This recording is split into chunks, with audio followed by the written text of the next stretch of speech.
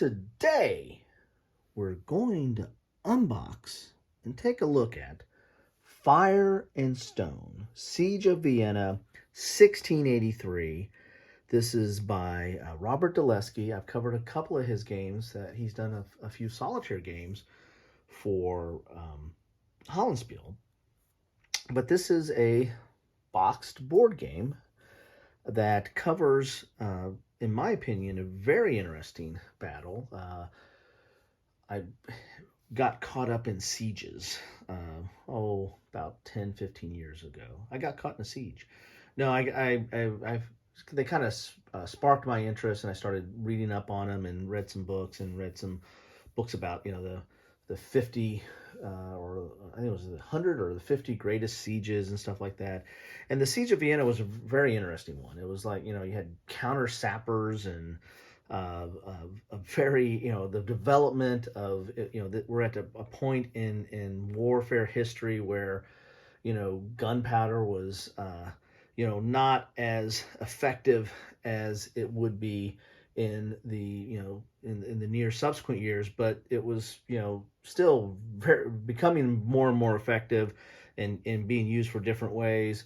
But yet you still had some old time siege tactics going on here, and then digging under walls and trying to blow up, use that gunpowder to blow up the walls or blow up underneath the walls. And it's an interesting conflict that went on here, and it was one that that if Vienna were to fall, who knows what the course of European might have been, with the Ottomans moving even further beyond where they had gone before.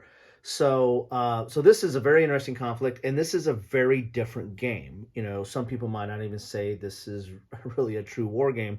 It's very different in how it's handling things, and how the pieces are set up, and just how it undertakes covering its topic there. So, got to turn off my notification there. I wonder if did they ever do the Rogers trade? Anyway. You'll go look back in history and figure out what that means. So this is an example of the box here. Here is the components, and you do have a hex map, but these are big hexes, right? And then you've got a lot of bits, dice and bits and cards, which is not your standard fare for a war game, but this is not your standard war game. As you see from the back of the box here, it says a 100,000 strong Ottoman army arrives outside the Habsburg capital of Vienna. Inside the city, 12,000 infantry, city militia, and citizen soldiers mount a desperate defense. As the Ottoman siege lines draw closer to the city walls, the outnumbered Viennese cling to the faint hope of a relief force that will arrive in time to save them. For both sides, the real battle is a race against time. Fire and Stone, Siege of Vienna, 1683, places you in one of the most dramatic sieges in history. With a completely different set of cards for each player, you will conduct a deadly assaults against the impenetrable fortifications, dig tunnels packed with explosives, and launch desperate attacks to delay your enemy's advance. Or you can play powerful events with the power to change the course of the battle. So let's get inside the box and see what all the fuss is about. So some of the shrink wrap is coming off even before. Maybe there were some sappers digging underneath here. Getting to my shrink wrap. Nice box. I mean, I think the art on it is fine. I mean, sometimes you don't need overstated, images and colors and stuff, and sometimes understated does just as well. But there you go. I mean, inside the box, look at that. You got artwork inside the box. That's pretty cool right there. And it's a decent box, decent thickness box here. Right off the, oh, look at that. That is sealed for my freshness here. But you've got, looks like you got a player aid here. Let's get that open here. Man, if everything's going to be individually wrapped, I might be here forever. I might need sappers. And with anything that I do, if you have any comments on this, if you've played it, loved it, hate it, don't care about it, I'd love to hear your thoughts about it. So you got one for each player. So you've got the Ottomans and you've got the Habsburgs, or the Holy Roman Empire at that point, I think, maybe still, the Habsburgs. Here's your sequence of play. You got a refresh, strategic phase, advanced round phase. You got your victory conditions. You've got Ottoman actions. You've got Habsburg actions. Then you've got battle, whether it's contested or uncontested, contested. And if the attacker won, what happens? So you've got everything kind of laid out, and you've got these color codes here to tell you, depending on what side, what happened to what side, what they need to do. So it's kind of cool there. So there you guys get a nice, really thick, thicker than normal kind of player aid there. Then you've got this rule book. Look at that. Look at that right there. That is something else. Ooh, picked up too much. I got two rule books. Now, this isn't the rule book. This is the historical and designer notes. Oh, that's awesome. I love, I play historical and war games for the history. Imagine that. So anytime I get a chance to learn a little bit more about the history, and as I said, I was kind of brushing up on siege and famous sieges anyway, so this one's kind of piqued my interest.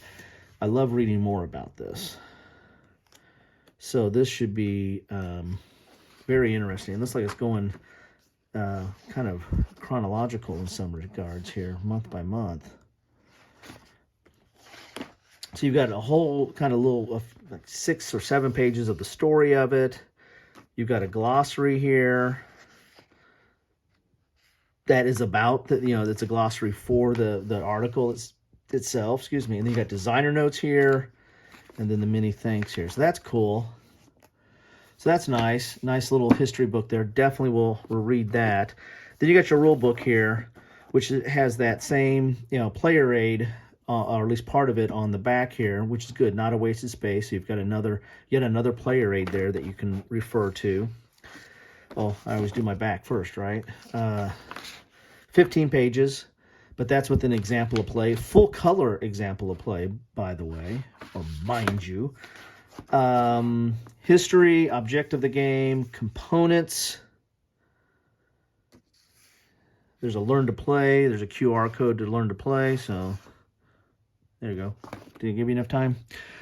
Round marker, engaged location, morale markers, control markers. You got a lot of markers. You've got these tunnel tiles.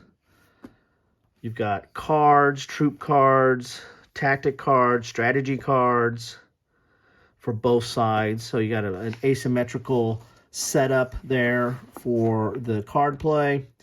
Here's the map. Looks interesting. Kind of explaining about, sorry, this is glossy paper, so sorry about the glare. So there's a little bit of a key there to tell you what's on the map. And here's a card anatomy with the title and effect.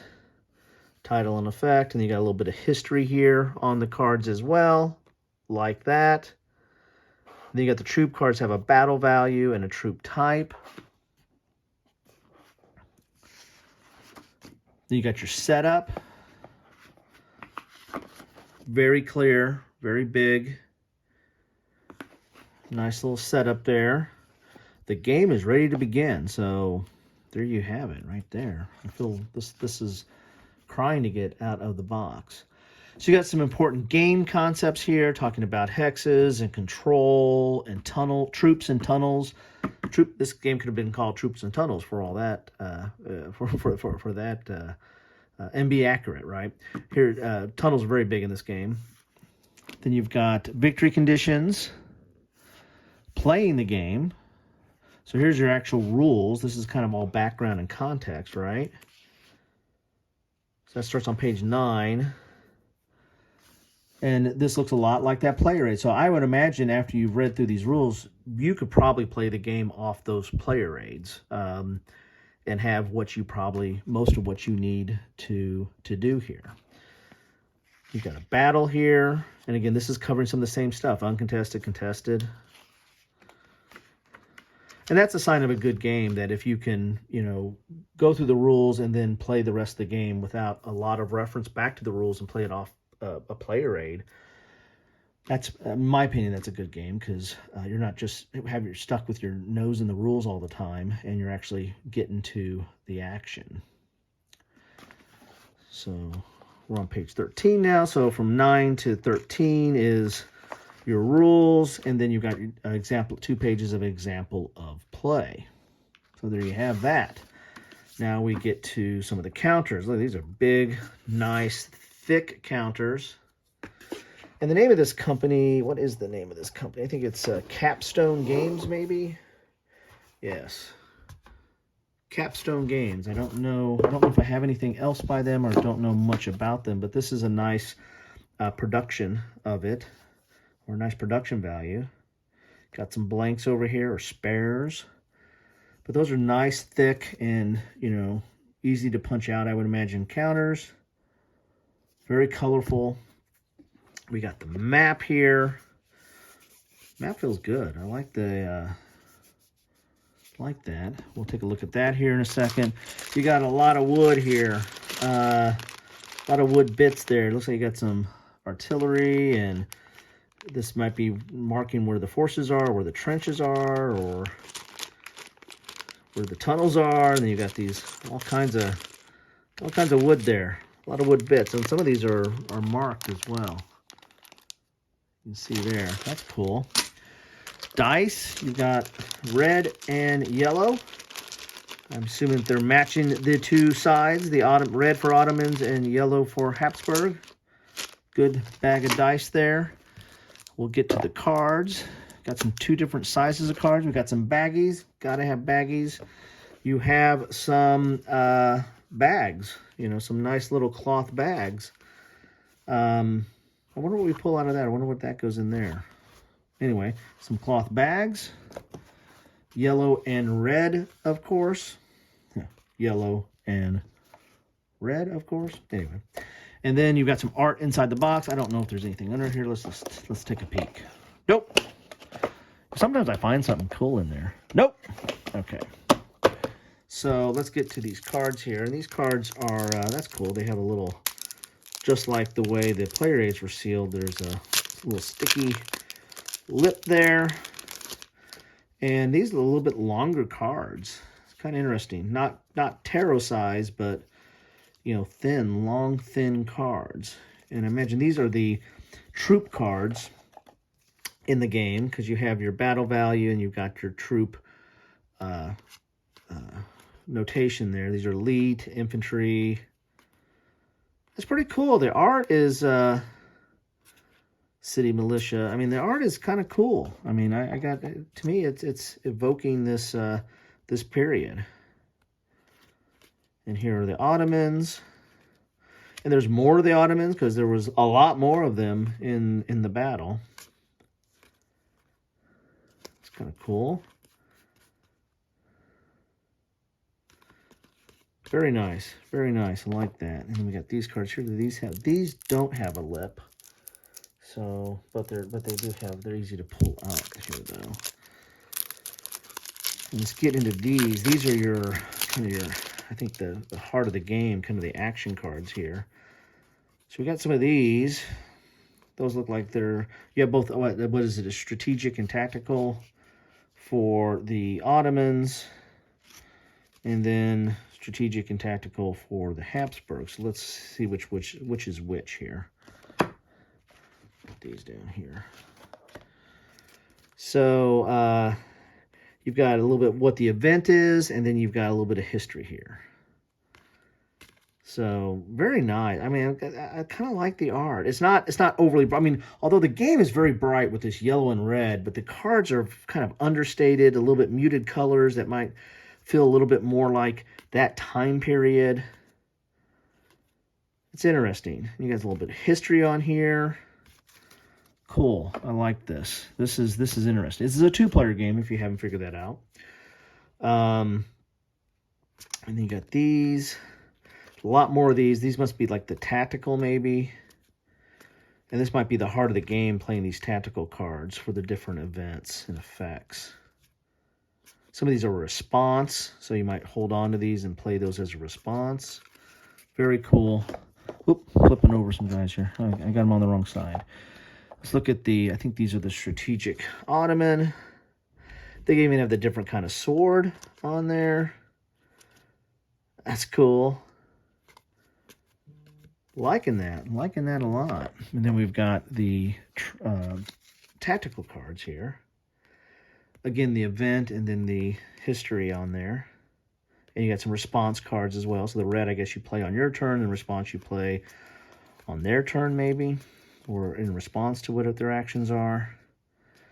You know, not a lot of art on these and a lot more text on these, but the strategic and the troop cards are well worth it on that regards. And so this is something I got to get to the map, right? Let's get into that map. See what we have in store for us there. And it's a hex board, right? This is the biggest hex or hexes I think I've ever seen. So let's lay it out this way. This is the Habsburg side. I'm going to have to do a up periscope here. So you get a little bit better view of everything, I hope. There you go. So this is Vienna. This is the Habsburg side. You got these big hexes here, and turn tracks here. Sorry about that. Hey, that denotes that marker that was on the one thing there. You've got your place to put your troop cards here. You've got the place to put your strategic discards. This is the tactical here. Oops. Got too much stuff in the box here. Here's your strategic discards. Strategic discards and troop cards. There we go. And then you've got your two decks of cards that you're going to be playing out. Got some tracks here. You got some big hexes. And here's your troop discards and the like over here on the side. But so basically two sides, not a lot of hexes, but quite nice components here. Have to say, very nice components here overall. So there's the rule book, there's the history book, here's the player aids. So this is what you get in a box of fire and stone. Look at that. And don't forget the baggies. Oh, I left a card in here. Very nice production. I mean, this is, don't really know what the gameplay is fully. It looks like it's predominantly card play with the tactical cards and some strategic cards and some troops with some tunnels and some explosives and some artillery and all kinds of fun stuff that 1683 had in store for these fine or poor fellows, whichever way you want to sum it up. Anyway, I think this is a very interesting battle, very interesting siege, and I'm very interested in getting into this game. So, love to know your thoughts on this. What do you think about this game? If you're a crusty old grognard, is this too Euro-y, you got hexes, but you don't really have counters, right? And just not your cup of tea? Or is this intriguing? Is this a different look and a different take on a siege or a battle that we don't see every day? Anyway, that's what I have for you today. Thanks for stopping by, and let me know what you think. If you played this, really love to know your thoughts on this. Whether you loved it or hated, I'd just like to get some thoughts and discussion on that. And the best way I have that is drop it in the comments. Just keep it simple. Anyway, thanks again for stopping by. Take care.